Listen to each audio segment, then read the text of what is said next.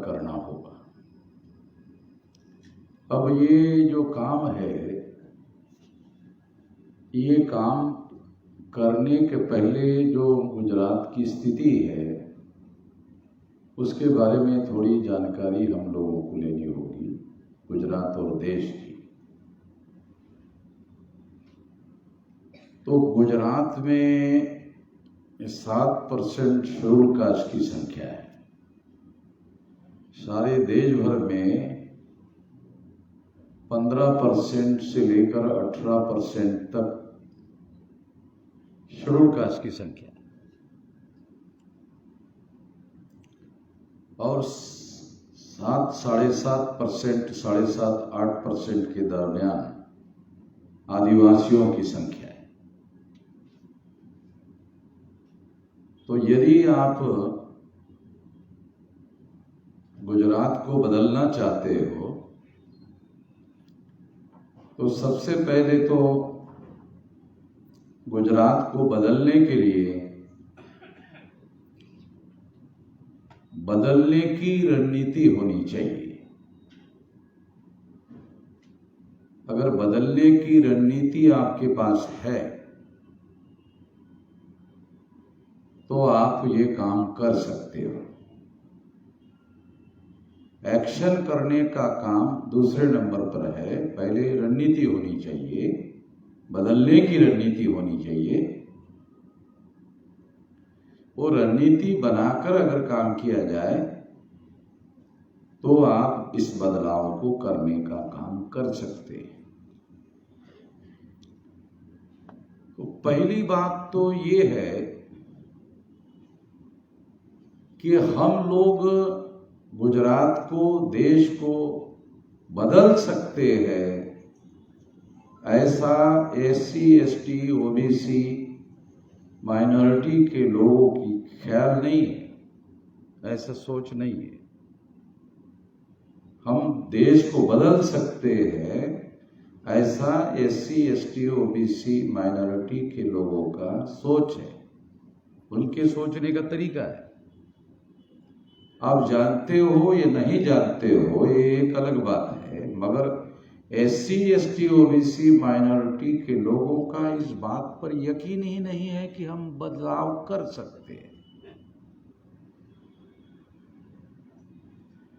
नेतृत्व करने वाले लोगों को जब तक इस सच्चाई की जानकारी नहीं होगी, सबसे ज्यादा नालायक लोग SC ST OBC माइनॉरिटी के पढ़े लिखे लोग, सबसे ज्यादा नालायक, पहले नंबर के नालायक पढ़े लिखे लोग हैं। और ये मैं सार्वजनिक कह रहा हूं, ये कहने की तो औकात चाहिए वैसे, क्योंकि जो आम आदमी है, ये बाबा साहब आम्बेडकर ने लिख कर रखा, लिखित बात है। क्या बात है लिखित? कि हम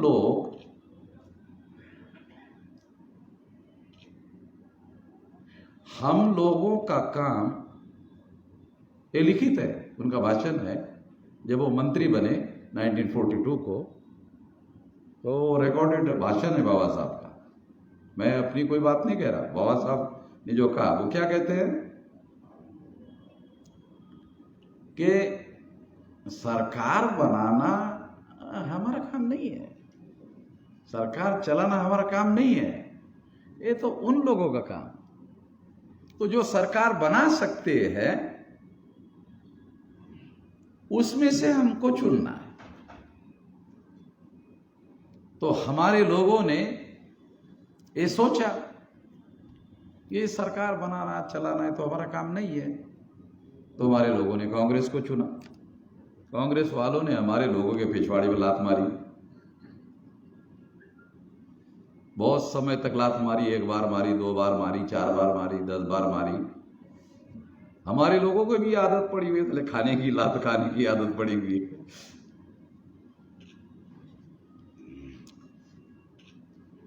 तो मैं थोड़ा सख्त भाषा में बोलने का आदी हूं।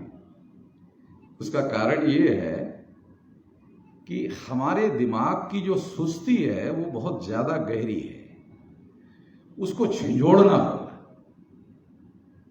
जब तक उस दिमाग की सुस्ती को झिंझोड़ेंगे नहीं तब तक वो हिलेगा नहीं, झिंझोड़ना पड़ेगा, तब जाकर के कुछ बात जो है हम लोग कर सकते हैं। तो बाबा साहब अम्बेडकर का ये कहना, उन्होंने लिखा कि सरकार बनाना, सरकार चलाना ये हमारा काम नहीं है, ऐसा हमारे लोग सोचते, ये तो उन लोगों का काम है, ये तो उन लोगों का काम है। तो उसमें से हमारे लोगों ने कांग्रेस को चुना, उसके बाद हमारे लोगों ने कांग्रेस के विरोध में बीजेपी को चुना। तो कांग्रेस हमारा विकल्प नहीं है, बीजेपी भी हमारा विकल्प नहीं है, और एससी एसटी ओबीसी के लोगों की संख्या 74.5%। हमारे सपोर्ट के बगैर किसी की सरकार कैसे बन सकती है? तो हमने तो बनवाई इनकी सरकार, हमने कांग्रेस की सरकार बनवाई, हमने बीजेपी की सरकार बनवाई, हमने ही तो बनवाई। तो जो बाबा साहब अम्बेडकर कहते थे वो तो प्रैक्टिकली सबूत के साथ हमारे सामने है कि हमारे लोग ऐसा सोचते हैं कि नहीं, सरकार बनाना हमारा काम नहीं है, सरकार चलाना हमारा काम नहीं है, ये तो उन लोगों का काम है। तो उन लोगों का जिनका काम है उनको चुनते, ये हमारे लोगों की मानसिकता है, एससी एसटी ओबीसी की मानसिकता है, और ये सारे दुनिया में पराजितों की मानसिकता होती है। जो पराजित, दीर्घ काल तक जो पराजित होते हैं, रहते हैं, उन लोगों की ये मानसिकता है। तो नेतृत्वकर्ता जो लोग हैं उनको ये जानना होगा कि ये हमारे समाज की मानसिकता है और ये मानसिकता बदलना होगा। ये मानसिकता बदलने का काम हम करेंगे तब बदलाव होगा। इसमें बड़ा रोल एससी एसटी ओबीसी के पढ़े लिखे लोग कर सकते हैं, करते नहीं है बात अलग है, मगर कर सकते वही एससी एसटी ओबीसी के पढ़े लिखे लोग कर सकते हैं, मगर करते नहीं है। इसलिए कहा कि सबसे ज्यादा नालायक लोग जो है एससी एसटी ओबीसी के पढ़े लिखे लोग। और मैं 18 साल 3-4 महीने का रहा, तब से लेकर भी 65 साल मेरे 21 नवंबर को हो जाएंगे, तो मेरे पास 47 साल का प्रैक्टिकल में पढ़े लिखे लोगों के बीच में जाकर काम करने का तजुर्बा है। अपने तजुर्बे का, जैसे बाबा साहब का तजुर्बा था वैसा मेरा भी अपना तजुर्बा है, उसके आधार पर कह रहा हूं। हमारे पढ़े लिखे लोगों को कोई योजना समझाई जाए तो पहली प्रतिक्रिया उनकी ये नहीं हो सकता। आप लोगों का भी होगा थोड़ा बहुत अनुभव ऐसा। हमारे पढ़े लिखे लोग क्या, उनको कोई भी योजना बताओ, क्या कहते हैं? पहली प्रतिक्रिया ये नहीं हो सकता।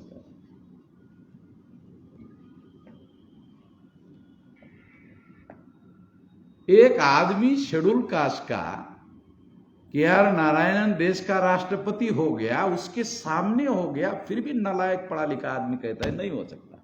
राष्ट्रपति हो गया KR नारायणन केरला का। जब बाबा साहब आम्बेडकर ने 13 अगस्त 1943 को शेड्यूल कास्ट के लिए रिजर्वेशन का एग्जीक्यूटिव ऑर्डर निकाला, जब वो लेबर मिनिस्टर बने, तो 46 को पहला IFS अधिकारी KR नारायणन हुआ। 43 को बाबा साहब ने ऑर्डर निकाला, तो 46 को KR नारायणन IFS ऑफिसर हो गए। डॉक्यूमेंट के आधार पर बोल रहा हूं, हवा में नहीं फेंकता हूं मैं जैसे नरेंद्र मोदी फेंकता है, डॉक्यूमेंट तारीखों के साथ बोलता हूं। तो KR Narayanan IFS Indian foreign service का आदमी हो गया, और वो आदमी बाद में देश का राष्ट्रपति हो गया। तो हमारा जो पढ़ा लिखा वर्ग है उनके सामने कोई भी योजना बताओ तो उसकी पहली प्रतिक्रिया होती है नहीं हो सकता, ये नहीं हो सकता। तो ये नहीं हो सकता, ये नालायक लोगों की मानसिकता है, जिसके अंदर पुरुषार्थ है। गुजरात के लोगों को पुरुषार्थ तो शायद समझाना नहीं पड़ेगा, तो धार्मिक भाषा है, ये तो धार्मिक शब्द है ना। गुजरात के लोगों को बड़े धार्मिक भाषा इधर बहुत चलती है? इधर संत लोग जो है, अब वो शैतानी का काम कर रहे, बात अलग है, मगर लोग उनको संत कहते हैं, वो बात अलग है। तो वो बड़ी धार्मिक बातें करते रहते हैं धर्म के नाम पर, काम शैतानी का करते हैं, मगर प्रचार जो है संत के नाम पर होते रहता है। तो मैं जानता हूं, और गुजरात में ही आकर बोल रहा हूं, सारे देश भर में बोलता हूं, तो इसलिए ये बात बता रहा हूं कि पहले नेतृत्व करने वाले लोगों को ये बात समझनी है कि हमारे लोगों की मानसिकता, पराजित लोगों की मानसिकता, ये नहीं हो सकता। यहां से लोग शुरू करते हैं, तो जब कोई बात नहीं हो सकती ऐसा आदमी सोचता है तो उसकी दूसरा प्रतिक्रिया क्या होती है? मनोविज्ञान बता रहा था आप लोगों को। दूसरी प्रतिक्रिया क्या होती है? जब नहीं हो सकता है तो करने की क्या जरूरत है? समझ में आ रहा है? समझ? जब नहीं हो सकता तो करने की क्या जरूरत है? ये दूसरी नालायकों की प्रतिक्रिया। दुनिया में होता ही पुरुषार्थ से है, सब कुछ होता है पुरुषार्थ से।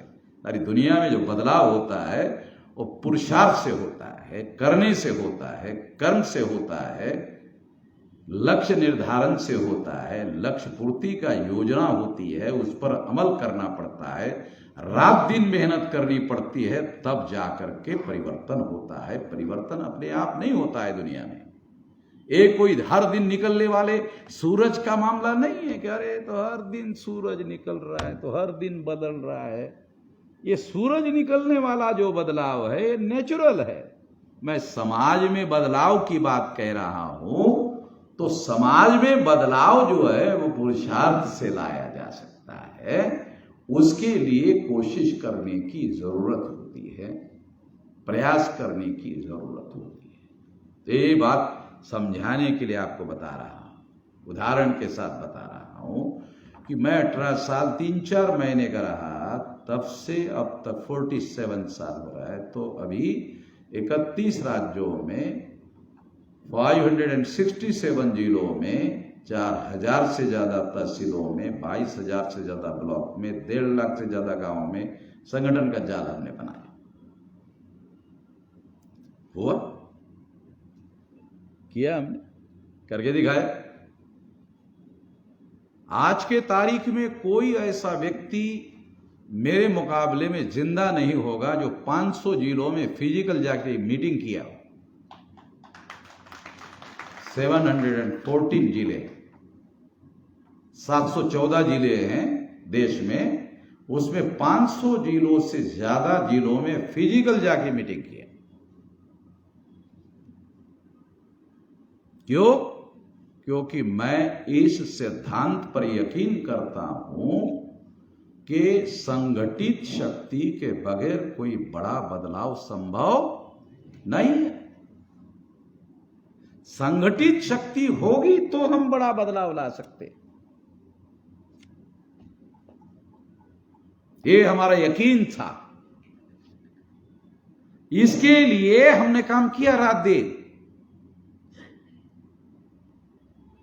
और रात दिन काम करने के बाद आज भी मैं कहीं और प्रदेश से आया हूं,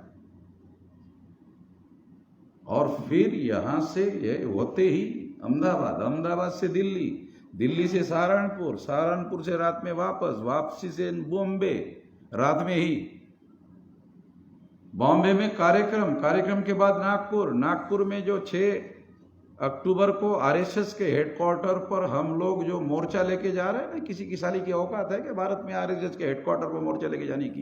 अरे दिमाग में नहीं आता, प्रैक्टिकल में क्या करने वाला है?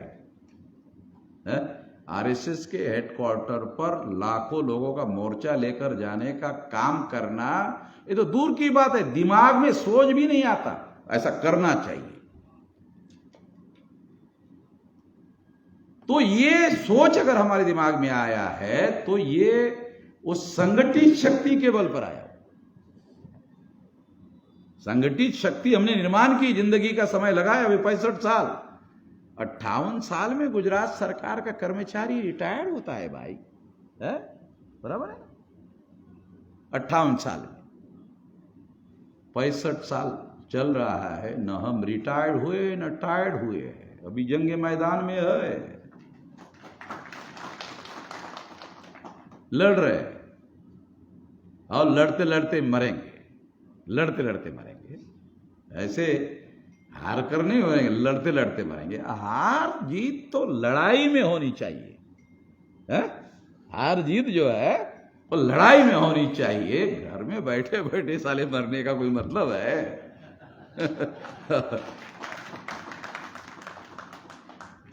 नहीं तो हमारे लोग क्या कहते, बहुत शांति प्रिय आदमी था, कभी किसी के बीच में नहीं जाता था, कभी किसी के इसमें नहीं जाता था, बहुत सज्जन आदमी,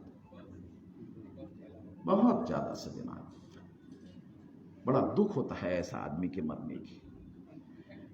कोई काम नहीं किया जिंदगी में, साला चींटी मारने का काम नहीं किया, कुछ नहीं किया। और ये हमारी धारणाएं है, हमारी सोच है, दिमागी सोच है इस तरह का। बदलाव जो है दुखदाई होता है, बदलाव जो है, परिवर्तन जो है, एक औरत मां बनना चाहती है, अरे बदलाव है, बड़ी दुखदाई प्रक्रिया से एक औरत को गुजरना पड़ता है, तब जाके वो मां बनती है, ऐसे थोड़ी बनती है। दुखदाई प्रक्रिया है, इससे गुजरना पड़ता है। तो इसलिए ये बात मैं आप लोगों को समझा रहा हूं। बाबा साहब आम्बेडकर ने आपको प्लेट में परोस कर दे दिया पंच पकवान। क्या परोस कर दिया? हर 21 साल के व्यक्ति को वोट का अधिकार होगा। 26 जनवरी 1950 को लागू कर दिया, दे दिए परोस कर।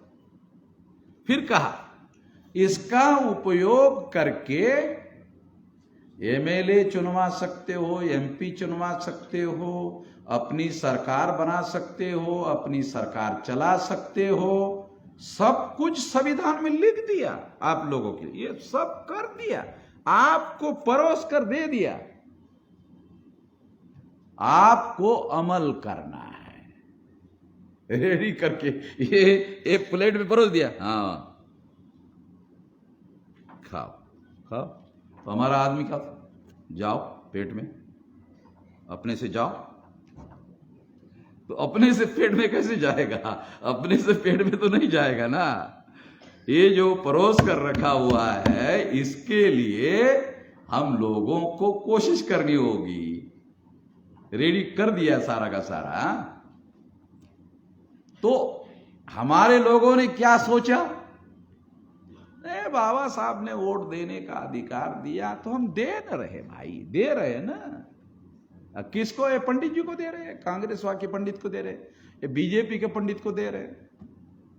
अबे तेरे को ताकतवर बनाया, इस देश का हुक्मरान बनने की पूर्व शर्त है कि तुम्हारे पास वोट का अधिकार होना चाहिए।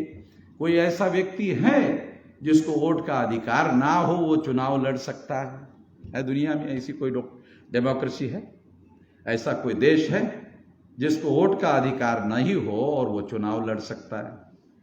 दुनिया में ऐसा कोई देश उपलब्ध नहीं है जिसको वोट का अधिकार ना हो, वो चुनाव लड़ सकता है। वोट का अधिकार है तो लड़ सकता है, जीत सकता है, बहुमत हासिल कर सकता है, फिर सरकार बना सकता है, फिर सरकार चला सकता है।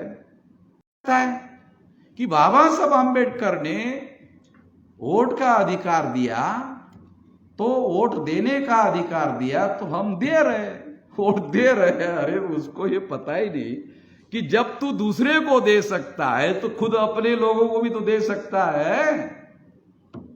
मर जा साले, तेरे जिंदा रहने से क्या फर्क पड़ने वाला है।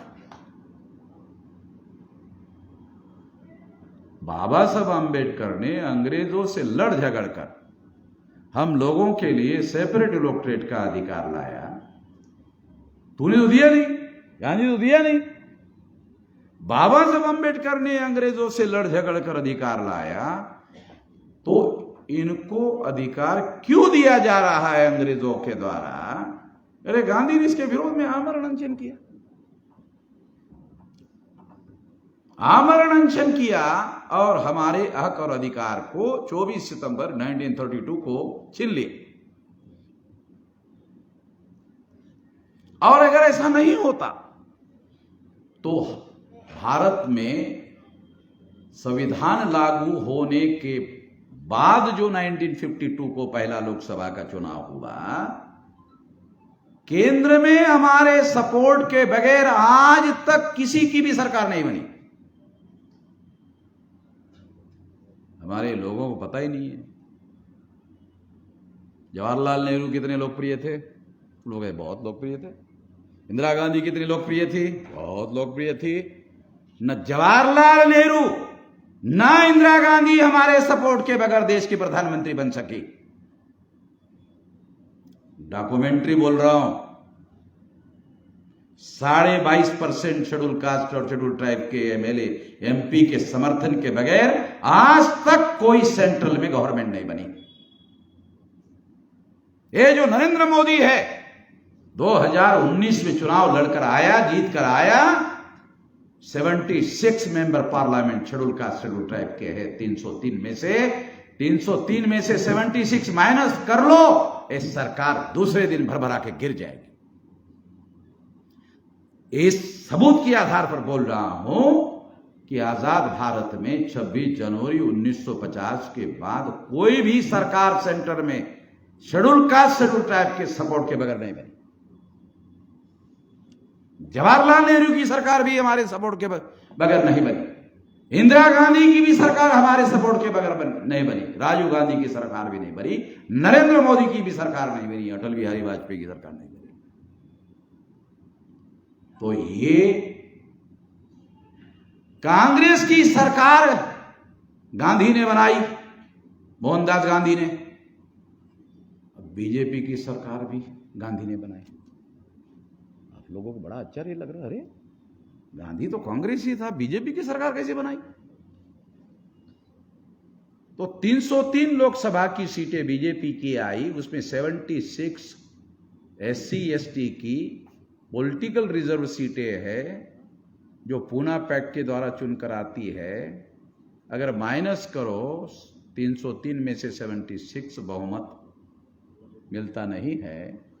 ये 76 मिलाने के बाद ही बहुमत मिलता है।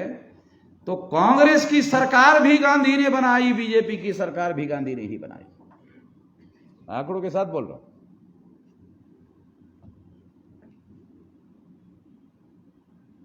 सबूतों के साथ बोल रहा हूं। तो कांग्रेस की सरकार ने कभी वर्ण व्यवस्था में हस्तक्षेप नहीं किया, कभी जाति व्यवस्था में हस्तक्षेप नहीं किया।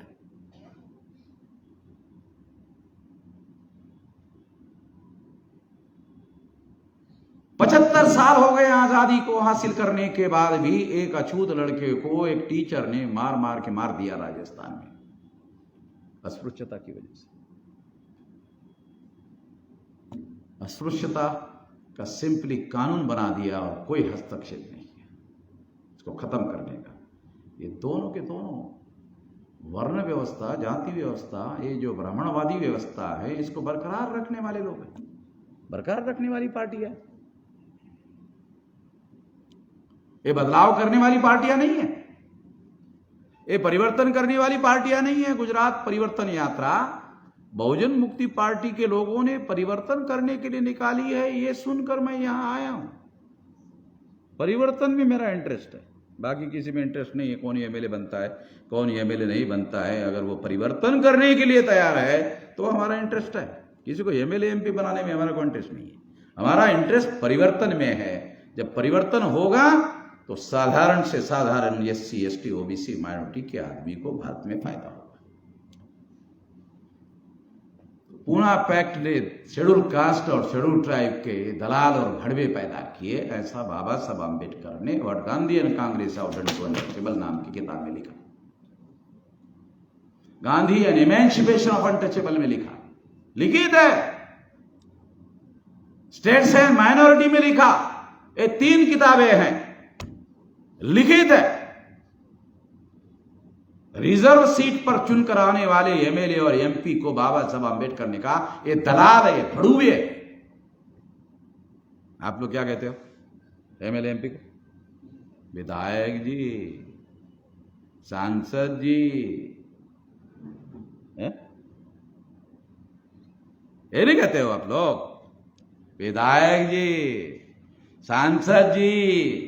अरे बाबा साहब आम्बेडकर कहते दलाल है, भड़वा है। अब आपको बोलने के लिए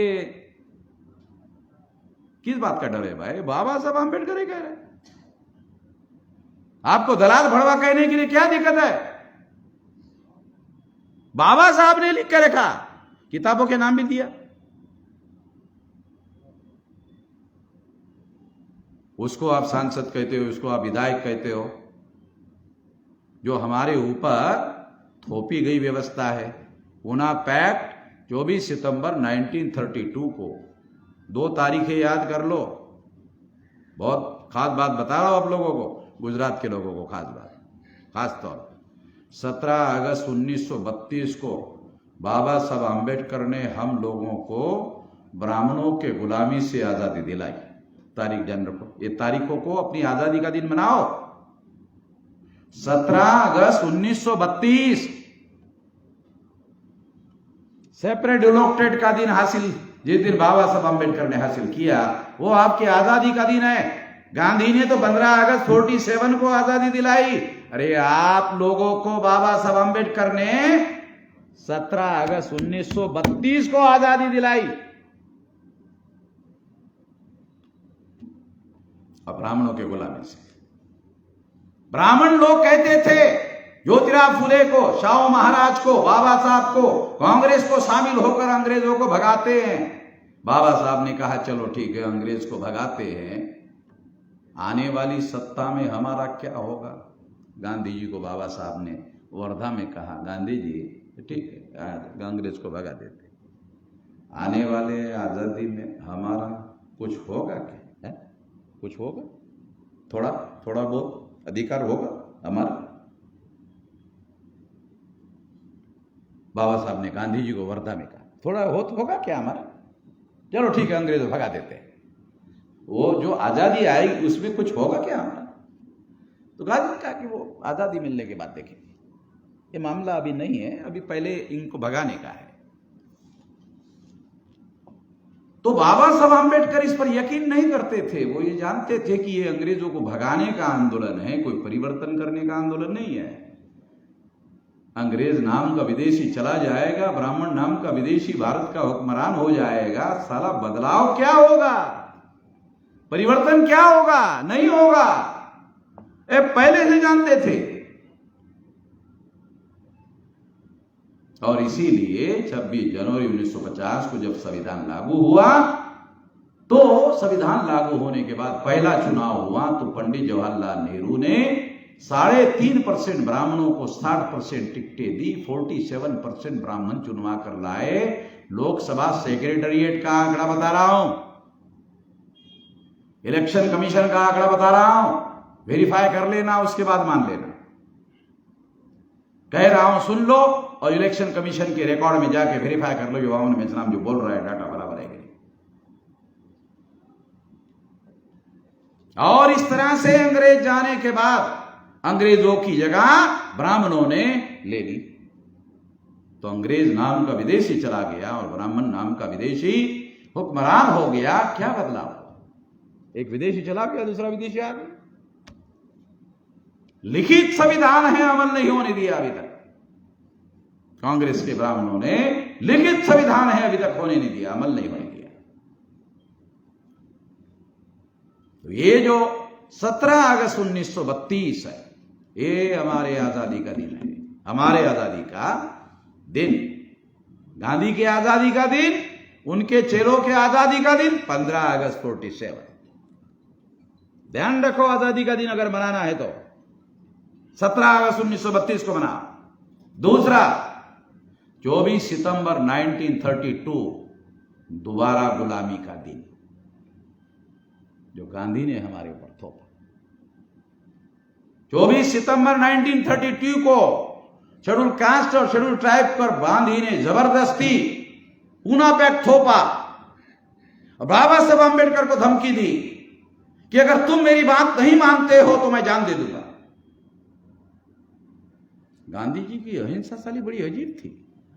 वो क्या कहते थे, तुम मेरी बात मानते नहीं मानते, मैं तुमको गोली से मार दूंगा, ऐसा नहीं बोलते, मैं अपने को खत्म कर दूंगा और तुम्हारा नाम लिख दूंगा कि ये अंबेडकर की वजह से।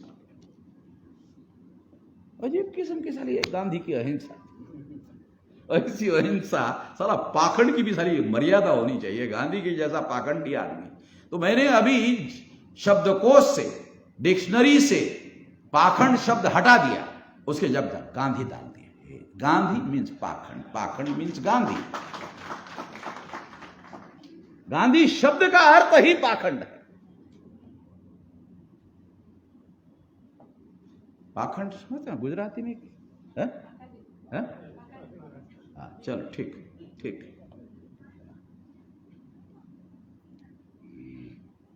तो 24 सितंबर 1932 को गांधी ने दोबारा आजादी को खत्म किया। ये मेमोरी याद रहना चाहिए हमारे लोगों को। तो जो हमारे और हमारे एमएलए को गुलाम बनाया, हमारे एमपी को गुलाम बनाया, हमारे संसद में, विधानसभा में किसी शेड्यूल कास्ट शेड्यूल ट्राइब को बोलने की आजादी नहीं है। अरे हमारे को तो है ही नहीं साले एमएलए एमपी को आजादी नहीं बोलने की। संसद में बाबा साहब आंबेडकर ने अपना अनुभव बताया। क्या बताया? अपने एससी एसटी के मेंबर पार्लियामेंट के बारे में क्या बताया? They are opening their mouth only for yawning. वो केवल जम्हाई देने के लिए मुंह खोलते हैं, अन्यथा मुंह ही नहीं खोलते, बोलते ही नहीं है। मैं तो कहता हूं जम्हाई देना नेचुरल कॉल नहीं होता तो साले इसके लिए भी मुंह नहीं खोलते, ऐसा बंद करके जम्हाई लेते। मगर वो नेचुरल कॉल है, मुंह खोल के ही जम्हाई लेना पड़ता है। क्या बोलते भाई? बगुसा क्या? बगासू।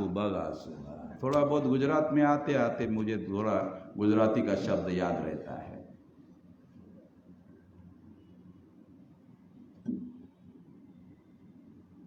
तो ये 3 तारीखें याद रखो। 17 अगस्त 1932 को हमारे आजादी का दिन, फिर 24 सितंबर 1932 को गांधी ने हमारे ऊपर दोबारा गुलामी थोपी, और 15 अगस्त 1947 ब्राह्मणों की आजादी। ये हमें इतिहास ठीक से समझना होगा, इतिहास ठीक से लिखना होगा। गुजरात के लोगों को ये बात समझना होगा।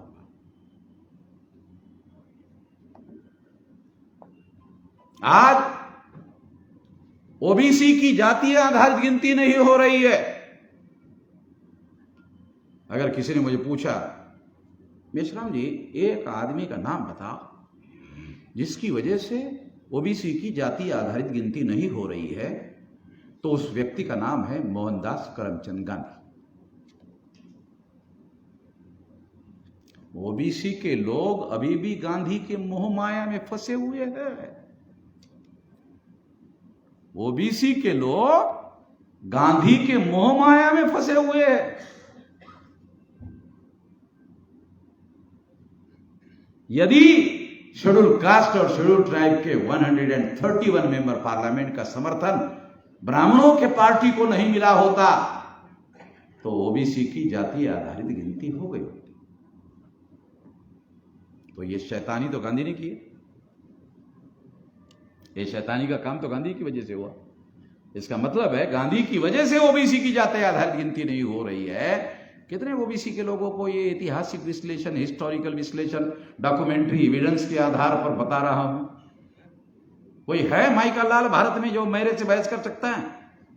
मुझे क्यों नहीं बुलाते टीवी वाले? अरे दुनिया भरी के नालायक से नालायक लोगों को टीवी पर बुलाया जाता, मुझे बुलाता है कोई टीवी वाला? बुलाता है? एंकरिंग के मुंह पर फेंक के मारूंगा सारे तारीखों के साथ।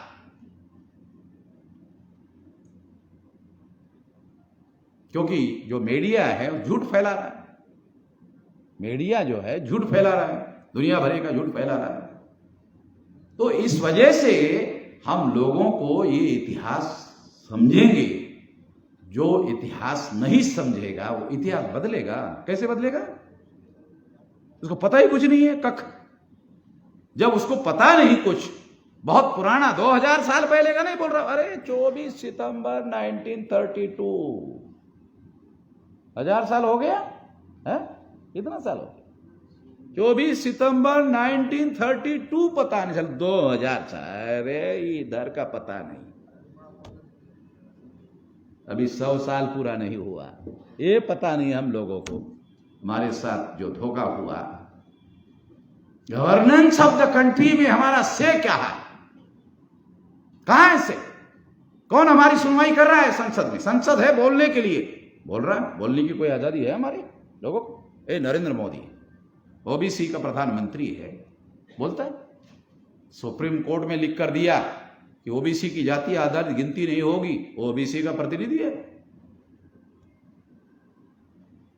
आरएसएस के ब्राह्मणों के द्वारा नॉमिनेटेड प्राइम मिनिस्टर है।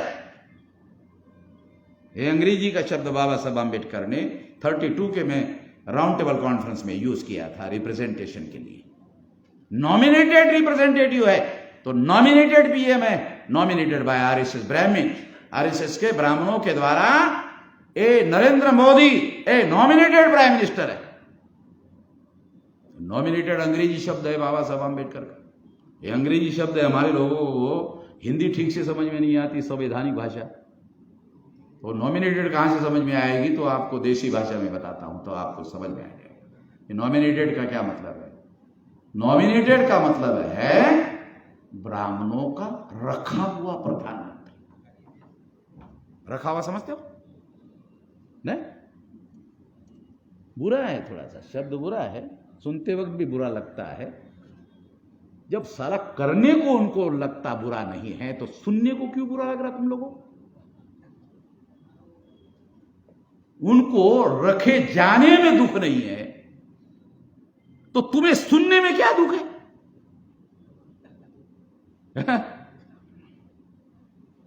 The slaves enjoying slavery, गुलाम गुलामी में आनंद मना रहा है। नरेंद्र मोदी जैसा कोई उदाहरण मिलेगा नहीं। गुलाम गुलामी में आनंद मना रहा है, ऐसा कोई उदाहरण नहीं मिलेगा। अभी हमने एक फोटो आज देखा सोशल मीडिया में, शंकराचार्य के चरणों में बैठा हुआ है। अरे उससे तो साली मौत ठीक है। मुख्यमंत्री हो, साले शंकराचार्य के चरणों में बैठे हुए हो। कौन सा सम्मान, कौन सा स्वाभिमान का संदेश तुम समाज को दे रहे? कौन सा दे रहे? उदाहरण के साथ, सबूतों के साथ बोल रहा हूं। फोटोग्राफ भी मेरे पास में है। उधर अयोध्या में पूजा के लिए बुलाया, ब्राह्मण को ऊंचाई पर बिठाया, नरेंद्र मोदी को नीचाई पर बिठाया। मैंने ही सवाल उठाया। नरेंद्र मोदी को अपमान नहीं लगता होगा ये 52% ओबीसी के लोगों का अपमान है, नहीं लगता होगा उसको। मरे हुए आदमी को मान, सम्मान, स्वाभिमान का क्या मतलब है भाई?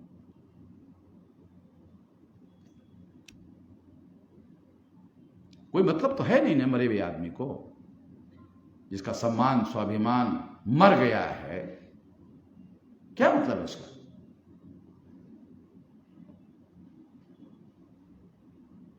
तो इसलिए परिवर्तन हमारे लिए पहले नंबर की जरूरत है। हम परिवर्तन के लिए लड़ रहे हैं। ज्योतिराव फुले 1848 से परिवर्तन के लिए आंदोलन चलाया। कांग्रेस वालों ने उनको कांग्रेस में लाने की कोशिश किया है,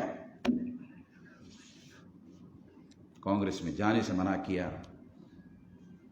शाहू महाराज ने कांग्रेस में जाने से मना किया, बाबा साहब आम्बेडकर ने कांग्रेस से जाने से मना किया, पेरियार रामास्वामी कांग्रेस में था, इस्तीफा देकर बाहर लाया, कहा कि कांग्रेस को तमिलनाडु में समंदर में डुबाऊंगा।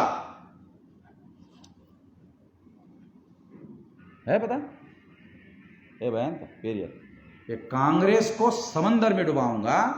तो तमिलनाडु में रूलिंग पार्टी भी तमिलनाडु की, अपोजिशन पार्टी भी तमिलनाडु की, न बीजेपी वहां चलती है, न कांग्रेस वहां चलती है, न चलने देती। आपको समझ में आ जाए इसे उदाहरण के साथ, सबूतों के साथ बोल रहा हूं। ये कांग्रेस को समंदर में डुबाऊंगा, अभी तक डूबी हुई।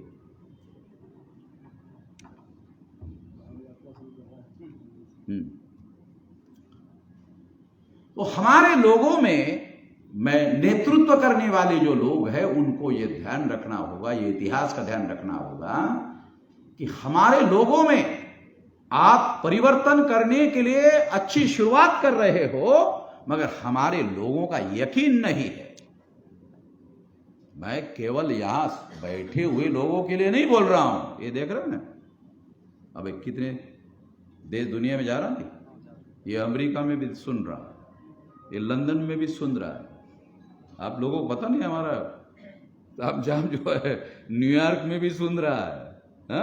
रात में कभी कभी 4:30 बजे मुझे टेलीफोन आता कि मिश्राम जी आपका वीडियो सुन रहा था तो रहा नहीं गया इसलिए टेलीफोन किया। अरे मैंने कहा मेरे को सोने तो दे, तू बोले हमारे यहां तो दिन, अब तेरे यहां दिन होगा, मेरे यहां तो रात चल रही, तो मेरे तो सोने को दे।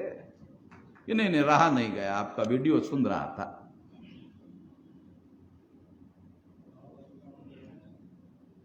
तो केवल यहां बैठे हुए लोगों के लिए नहीं बोल रहा हूं, ये सब सारे देश दुनिया में जा रहा है। उन लोगों को ध्यान में रखते हुए भी बात बता रहा हूं, केवल आप यहां बैठे हुए लोगों के लिए नहीं।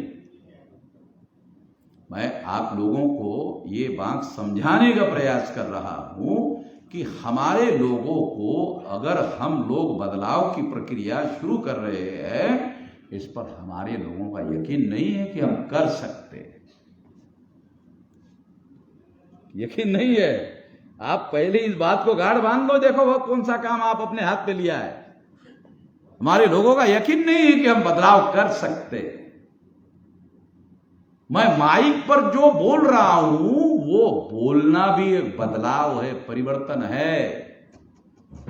ऐसा कोई बोलने का साहस नहीं कर सकता। नरेंद्र मोदी के विरोध में इन लोगों की अपोजिशन पार्टी की बोलने की औकात नहीं है। कांग्रेस जो है अपोजिशन क्या बोलती है कोई बोलती कुछ?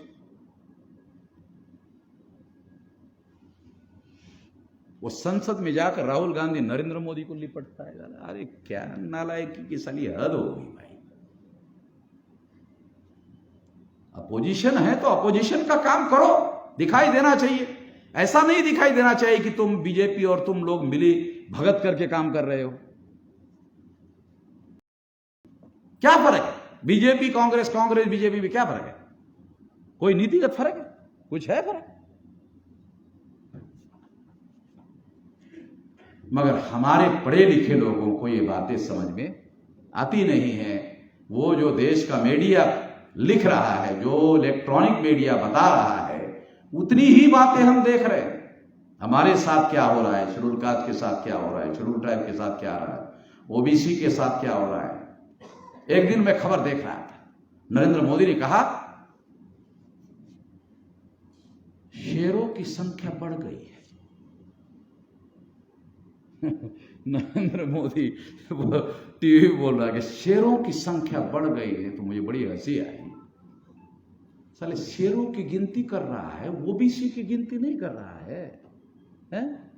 तू जिस जाति बिरादरी का है उसकी गिनती नहीं कर रहा है, जंगलों में शेरों की गिनती कर रहा है, ओबीसी की गिनती नहीं कर रहा है। यानी जानवर से भी बदतर ओबीसी है, ऐसा कह रहा है। जानवर से बदतर, जानवर की गिनती कर रहा है मगर ओबीसी की गिनती नहीं कर रहा है। ऐसा ओबीसी वो ब्राह्मणों को चाहिए था। ओबीसी का चेहरा तो होना चाहिए, मगर काम ब्राह्मणों का करना चाहिए। कर रहा है। तो इसलिए ये परिवर्तन हमारे लोगों के लिए सबसे ज्यादा जरूरी है। हमारे लोगों की मानसिकता कि ये हो सकता है, इस पर यकीन नहीं है। मगर मैं आपको बताना चाहता हूं, आप कल्पना करो 1848 को ज्योतिराव फुले ने जिस आंदोलन को शुरू किया और 26 जनवरी 1950 को, कभी आपने कल्पना की थी? मनुस्मृति पढ़ लो ठीक से। सारे जो अधिकार छीन लिए थे लिखित, सारे बाबा साहब आंबेडकर ने लिखित रूप से संविधान में आपको दिए। नहीं हो सकता। अरे कर दिया। जो मनुस्मृति में तुम्हारे विरोध में लिखा हुआ है उसको सारा का सारा खत्म कर दिया और 26 जनवरी 1950 को आपके सारे अधिकार लिख दिया। नहीं हो सकता। कैसे नहीं हो सकता? हो सकता है, करके दिखाया। पुरुषार्थ से बदलाव होता है, ये करने की जरूरत है, करने से होता है। इसलिए मैं आप लोगों को बता रहा हूं, राष्ट्रीय स्तर की संगठित शक्ति हमने निर्माण की। 5 मार्च 2019 को 13 पॉइंट रोस्टर आरक्षण के विरोध में 200 पॉइंट रोस्टर लागू होना चाहिए, इसके लिए भारत बंद किया। भारत बंद किया और भारत बंद के बाद नरेंद्र मोदी को संसद में संविधान संशोधन करने के लिए मजबूर किया। संविधान संशोधन नरेंद्र मोदी ने किया। हो नहीं सकता। कैसे नहीं हो सकता?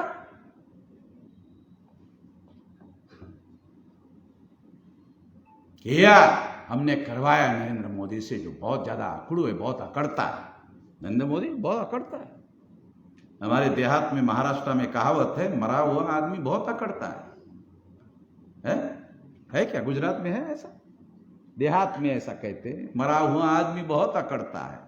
बोलते सालों को इसको जरा घी लगाओ यार, उठाने के बाद में कहीं ऐसा खड़ा ना हो जाए। घी लगाओ।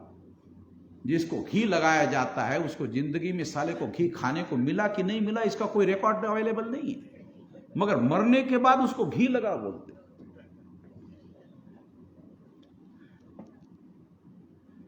तो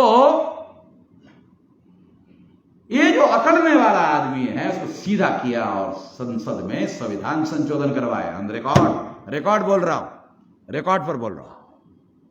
29 जनवरी 2020 को सीए के विरोध में भारत बंद करवाया। ब्राह्मणों ने, आरएसएस ने क्यों कानून पास किया सीए का? जबकि सिटीजनशिप का एक्ट पहले से अवेलेबल था। उसमें आप पाकिस्तान में अगर किसी हिंदू पर अन्याय होता है, अगर होता है तो भारत में आ सकता है, उसको नागरिकता दी जा सकती है।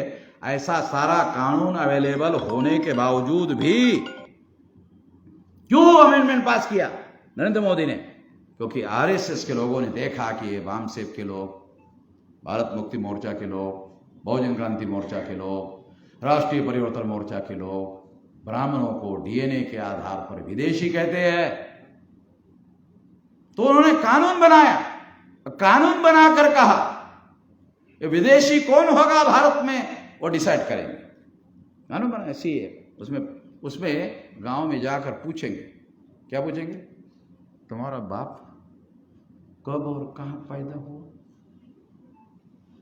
मतलब लोगों को पता तक नहीं है। कानून पास है, नरेंद्र मोदी के द्वारा आरएसएस ने कानून पास करवाया। पूछेंगे गांव में आकर, तुम्हारा बाप कब और कहां पैदा हुआ? आजादी मिली, नागरिक संविधान लागू हुआ, नागरिकता दे दिया गया। अब पूछ रहे तुम्हारा बाप भारत में ही पैदा हुआ था कि नहीं हुआ था? हैरान करने वाली बात है। हमारे लोगों को पता ही नहीं, हमारे विरोध में नरेंद्र मोदी के द्वारा आरएसएस ने कानून पास करवाया। हम उनको कहते हैं डीएनए के आधार पर ब्राह्मण विदेशी है, तो वो उन्होंने कानून पास कर दिया। और हमारे लोगों के घरों में, एससी एसटी ओबीसी के घरों में आएंगे, पूछेंगे तुम्हारा बाप का पैदा हुआ? तो पोता दादी को पूछता है, दादी मेरा बाप कब पैदा हुआ? दादी कहती है कि रात में बरसात हो रही थी, अमावस्या का दिन था, रात के 2 बजे तेरा बाप पैदा हुआ।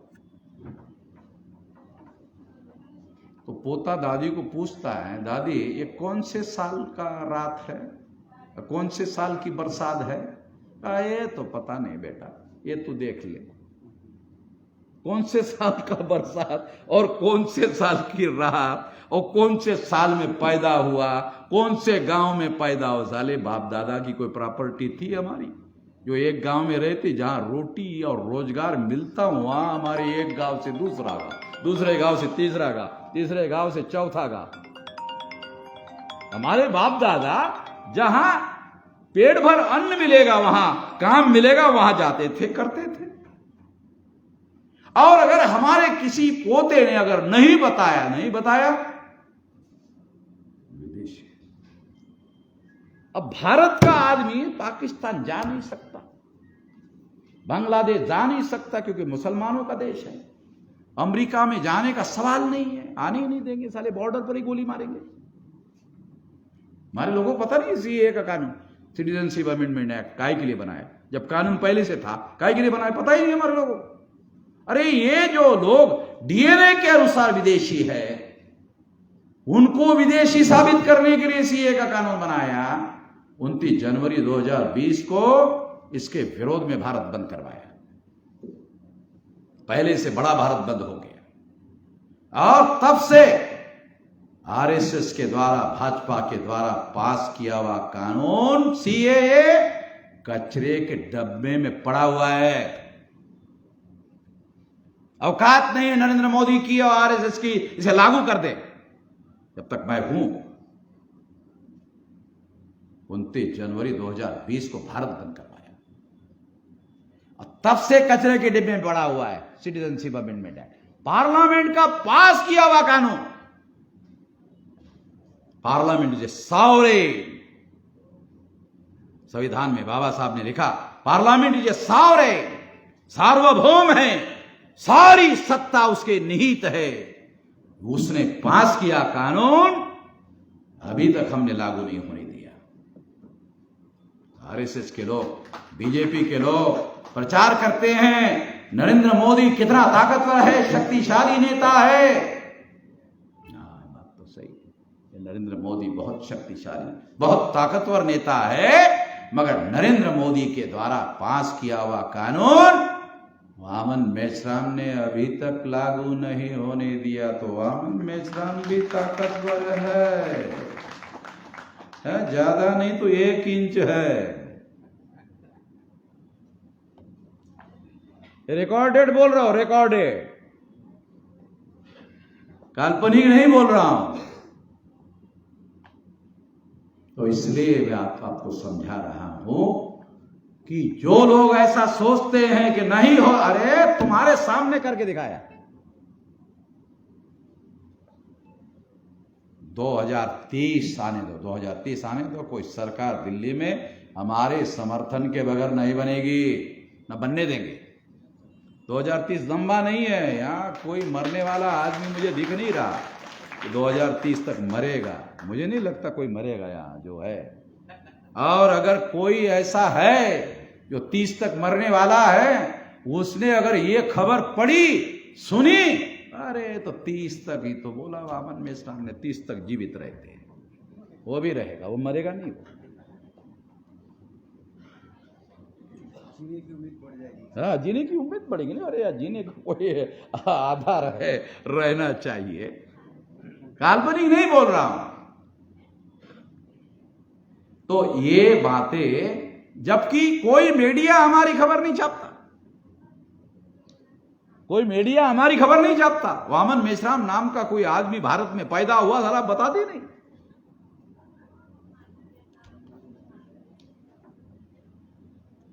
सारे देश भर में, इसके बावजूद भी अभी मैंने 6 अक्टूबर 2022 को आरएसएस के हेडक्वार्टर पर मोर्चा ले जाने का ऐलान किया।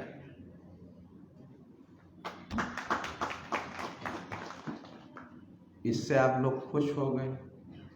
उससे बड़ी खबर बताता हूं, मोर्चे लेकर गया ना, जाने का ऐलान किया, गया नहीं अभी, ऐलान किया 150 सीआईएसएफ की कंपनी, पैरा मिलिट्री फोर्स की कंपनी आरएसएस के हेडक्वार्टर की सिक्योरिटी करने के लिए नागपुर में लगा दिया।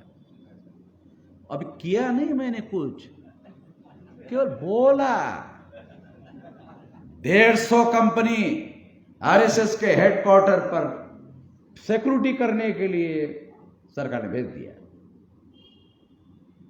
अब जाएगा ना वहां मोर्चा तो पता चलेगा। देखो 150 कंपनी क्या करती है, मालूम नहीं कि मेरे जाति जाति के 10-15 लाख लोग वहां है, 100 को उतर जाएंगे, पता नहीं चलेगा कहां हवा में उड़ गए।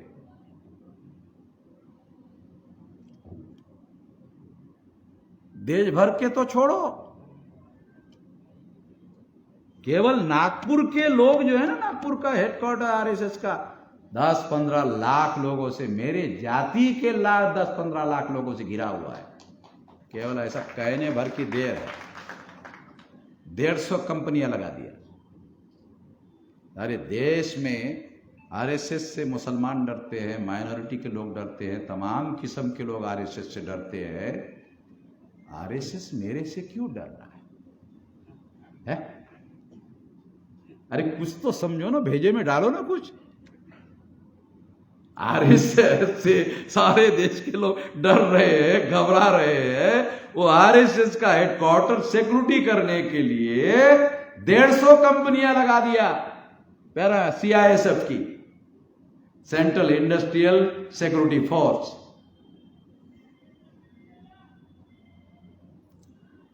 बच्चों का खेल नहीं है जो हमने संगठित शक्ति पैदा की 47 साल लगाकर। इतनी बड़ी शक्ति निर्माण की कि यहां बैठे हुए लोगों की संख्या के हिसाब से गिनती मत करना, तो भ्रम में पड़ जाओगे।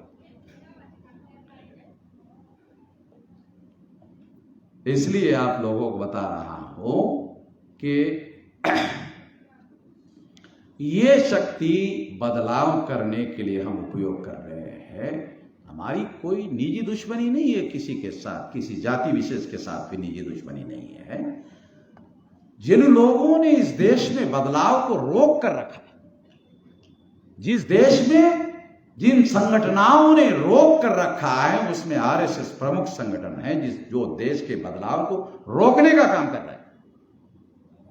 तो इस वजह से उनके साथ हमारी लड़ाई है। कोई निजी दुश्मनी थोड़ी है। मोहन भागवत की खेती, वामन मेश्राम के खेती से खेती लगी हुई है, धुरे से धुरा लगा हुआ है। मेरे ढोर डंगर मोहन भागवत की खेती में जाके चल रहे हैं, मोहन भागवत के ढोर डंगर मेरे खेती में आके चल रहे हैं। इस वजह से वामन मेश्राम का और मोहन भागवत का झगड़ा है। ऐसा तो कोई झगड़ा है ही नहीं, ऐसा कोई झगड़ा है नहीं। झगड़ा क्या है कि इस देश में जो परिवर्तन होना चाहिए as per the provision of the constitution. हम ये नहीं कह रहे वामन मेश्राम की इच्छा के अनुसार होना चाहिए, हम कह रहे हैं संविधान के अनुसार होना चाहिए। संविधान क्या है? Law of the land. इस लैंड का जो फंडामेंटल लॉ है उसके अनुसार होना चाहिए कह रहे हैं हम लोग।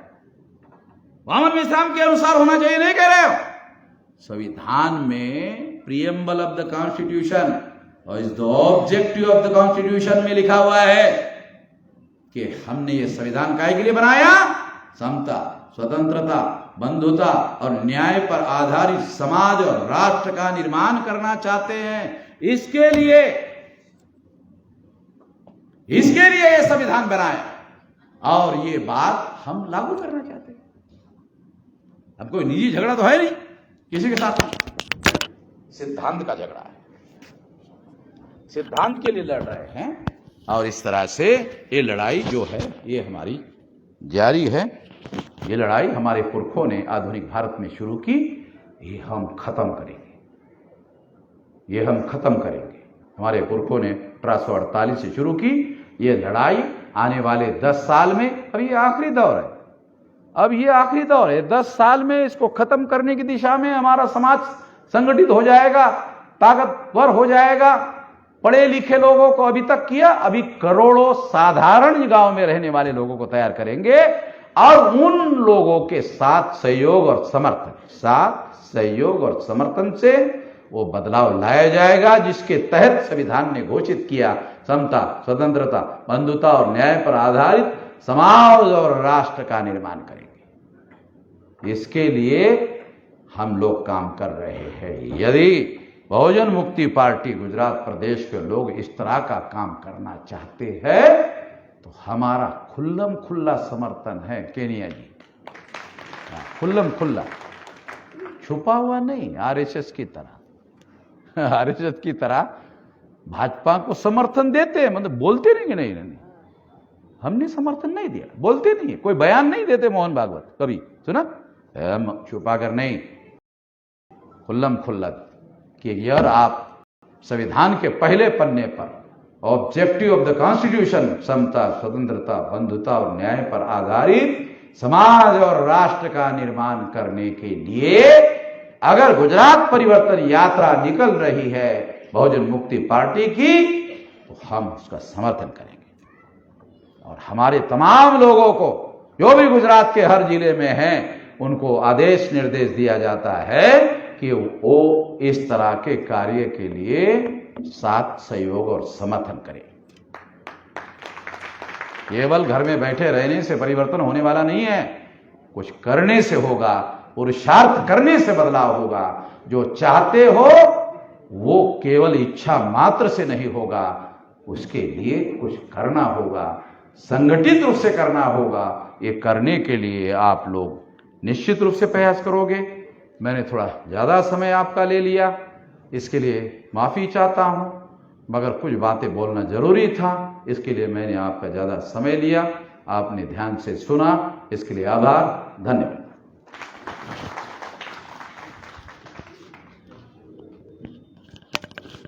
माननीय विश्राम जी ने बहुत बड़ी बात रही और समाज को जगाने के लिए और हमारी असली आजादी क्या थी, कौन से साल में हमको बाबा साहब ने आजाद किया था और कौन से साल में फिर से गांधी ने हमको गुलाम बनाया, वो सब बात की। विश्राम साहब अपना कीमती समय निकाल के गुजरात प्रदेश में अरवली जिले के मोड़ासा शहर में आए, उसके लिए मोड़ासा शहर उनका तहे दिल से आभार व्यक्त करता है। इसी के साथ मैं माननीय सीएम डामोर साहब को स्टेज पे बुलाना चाहूंगा कि वो आके